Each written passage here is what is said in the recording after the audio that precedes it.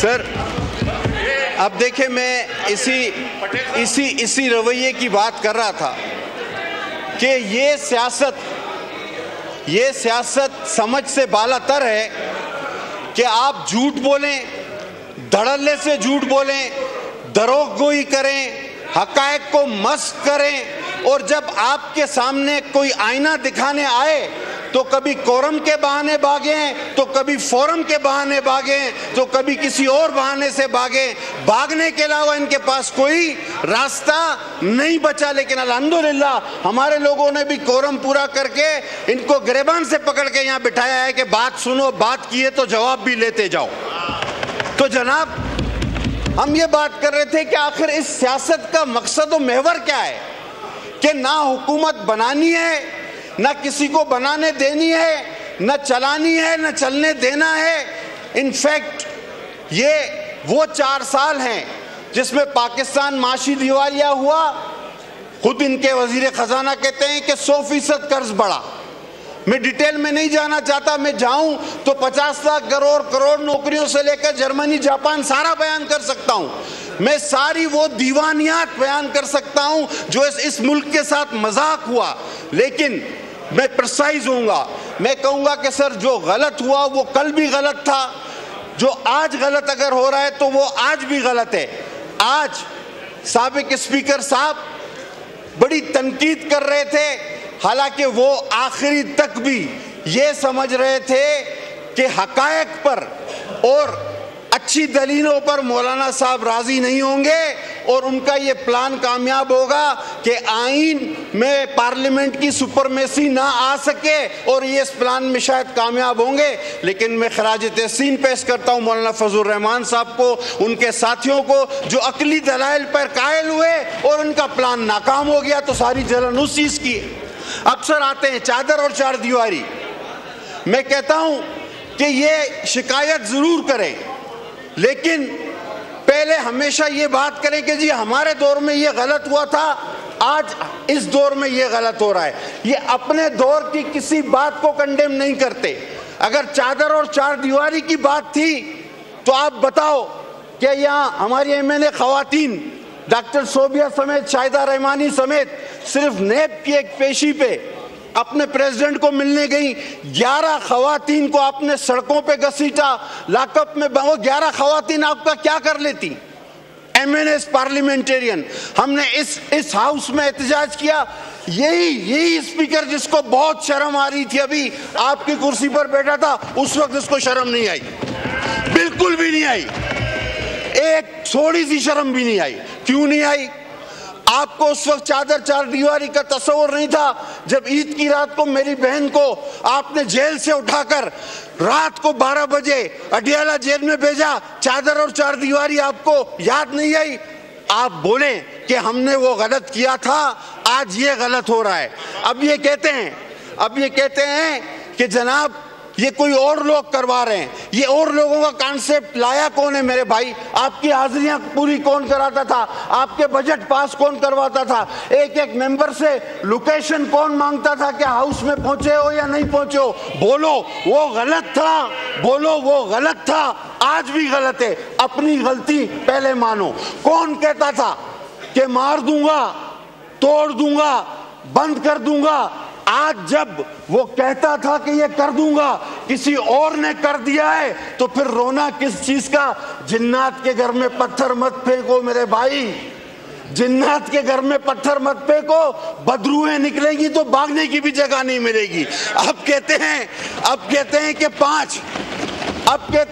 5 ممبر ہمارے وہ خرید دیے گئے اور ان کی وفاداریاں تبدیل کی گئیں، اور جب 15 ممبر سینٹ کے صادق سنجرانی کو ووٹ دے کر چلے گئے تو ان کے تو ضمیر کا فیصلہ تھا۔ اب ان کو دیکھو، اب یہ بات بنتی ہے۔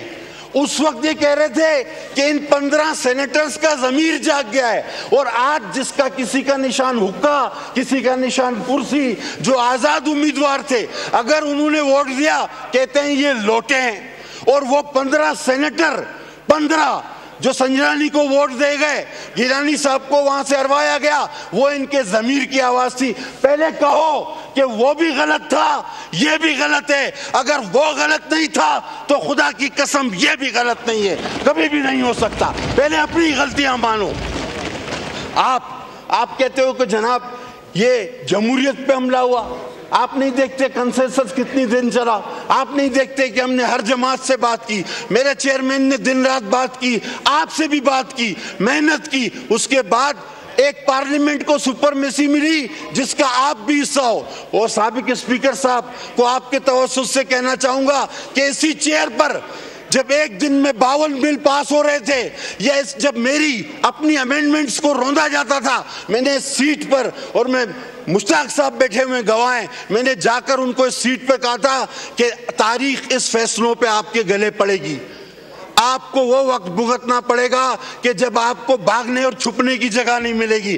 آپ 5 کی بات کرتے ہو، آپ 5 کی بات کرتے ہو، ارے آپ کے تو 50 لوگ ووٹ دینے پہ راضی تھے، بچا ہی نہیں تھا کچھ پلے آپ کے۔ آپ میں تو دراڑیں اتنی ہیں، اور جو آپ اچھل کر شور کرتے ہیں، جو 2-4 لوگ، کبھی پارٹی ان کو نہیں مانتی تو کبھی پارٹی کو وہ نہیں مانتا، کبھی پارٹی کہتی ہے کہ میرے اس سے کوئی تعلق نہیں، کبھی کہتے ہیں کہ ہمارا سے۔ ان کے اندر تو دراڑیں اتنی ہیں کہ اتنی دراڑیں ہیں کہ 50 لوگ اور بھی ہم چاہتے تو وہ ووٹ دینے کو تیار تھے۔ لیکن جس طرح ایک قانونی نو کانفیڈنس کے ذریعے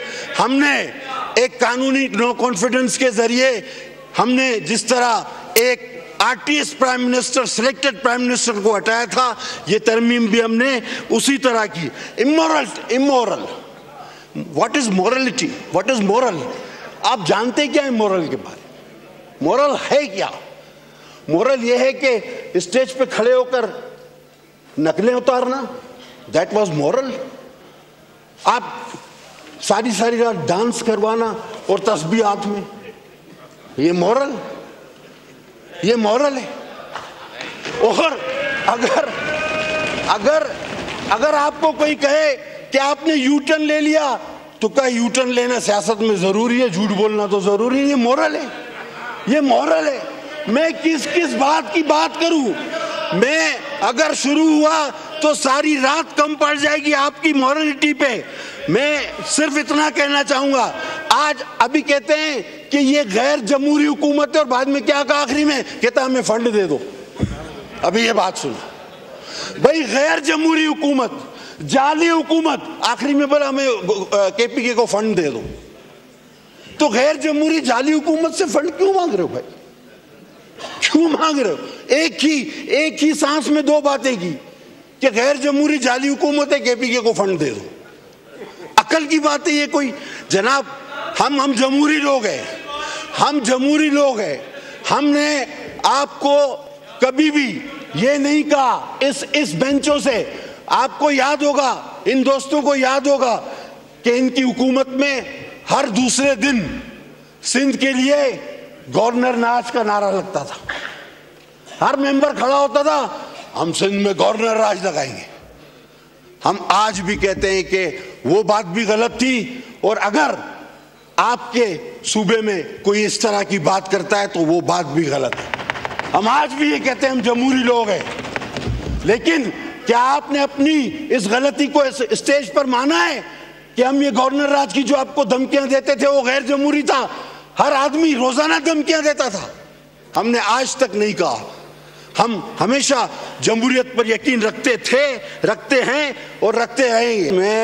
میں نے کبھی بھی نہ ایسی بات کی ہے، آپ تقریر میری ریکارڈ پر ہے، میں نے کسی کو یہ نہیں کہا کہ کوئی ڈانس کر رہا، میں نے کہا آپ ساری رات ڈانس کریں، میں نے کسی پارٹیکولر کے لیے نہیں کہا۔ وہ مجھے پتا ہے کہ کوئی بھی بہانہ کر کے انہوں نے بھاگنا ہے، اور انہوں نے سچ برداشت نہیں ہوتا نا، سچ برداشت نہیں ہوتا۔ مجھے پتا ہے کہ انہوں نے بھاگنا ہے، کوئی بھی بہانہ کرنا ہے، تو یہ مجھے پتا ہے۔ اب ان کی سیاست کیا رہ گئی ہے وہ مجھ سے آپ سن لیں۔ ان کا ایک ہی ایجنڈا ہے کہ اداروں پر حملے کرو، معیشت پہ حملے کرو۔ جب بھی آپ دیکھیں کوئی معیشت کی ایکٹیویٹی اس ملک میں ہوتی ہے تو ان کی ہڑتال کی کار آ جاتی ہے۔ یہ چاہتے ہیں کہ یہ ملک دیوالیہ ہو، خدا نہ خواستہ میرے ملک کو نقصان پہنچے، اداروں کو نقصان پہنچے، اور ان کا مسئلہ صرف ایک ہی ہے کہ ان کو پتا ہے کہ لوگ دنوں میں ان کو بھولتے جا رہے ہیں. پاکستان آگے بڑھ رہا ہے. پاکستان کی لیڈرشپ بلاول بھٹو چیئرمین کی صورت میں آگے بڑھا رہی ہے اس کی لیڈرشپ اس کو لے کے. ابھی تو اس کو باندھ کے آیا تھا میں, پھر کھول دیا.